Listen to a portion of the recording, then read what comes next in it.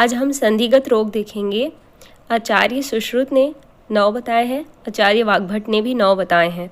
पुयालसः सोपनाः स्त्राव परवर्जिका अल्जी क्रीमी ग्रंथिश्च विज्ञेय रोगाः संधिगताः नवः। पुयालस, उपनाह, पुय स्त्राव, श्लेष्म स्त्राव, रक्त स्त्राव, पित्त स्त्राव, प्रवर्जिका, अल्जी, क्रीमी ग्रंथि। इस तरीके से 9 संधिगत रोग बताए हैं। आचार्य वाग्भट ने भी सेम आचार्य सुश्रुत की तरह ही 9 बताए हैं। इसमें से इम्पॉर्टेंट जो ट्रिक याद करने का है वो इस तरीके से है कि दोष अगर आपको याद करना है तो पुयालस जो है सबसे पहले स्त्राव देखते हैं। तो स्त्राव क्या होता है? पुयालस, श्लेष्म, रक्त, पित्त। इसमें एक चीज़ याद रखना, वातज नहीं है। ओके, तो ये चारों क्या होते हैं? असाध्य होते हैं। और एक जो अल्जी होती है, अल्जी भी असाध्य होती है। तो पुय स्त्राव, श्लेष्म स्त्राव, रक्त स्त्राव और पित्त स्त्राव और अल्जी, ये पांचों क्या हो गया? असाध्य हो गया।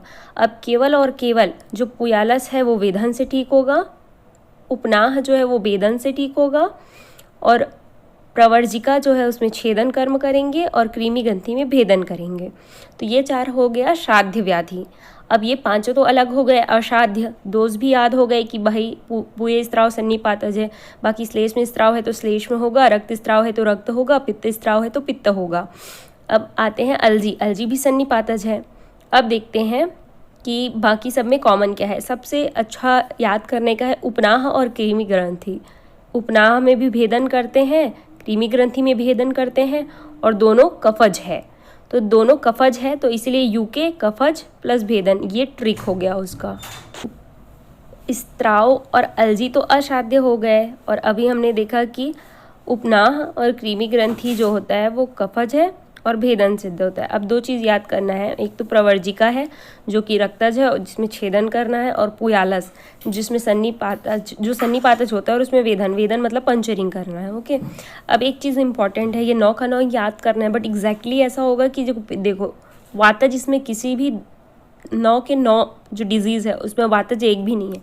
पित्त सिर्फ एक है, कफज 3 है, एक जो कफज स्त्राव है और क्रीमी ग्रंथि और उपनाह।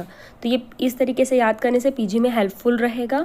और रक्तज 2 है, एक तो प्रवर्जिका है और वो रक्त स्त्राव है, और कफज 3 है, एक में मैंने बताया श्लेष्म स्त्राव होता है, उपनाह होता है और क्रीमी ग्रंथि होता है। ओके, अब देखते हैं कि सन्निपातज क्या है। तो पुय स्त्राव है, पुयालस है और अल्जी है। Okay, thank you. Follow for more and please subscribe my channel. Thank you.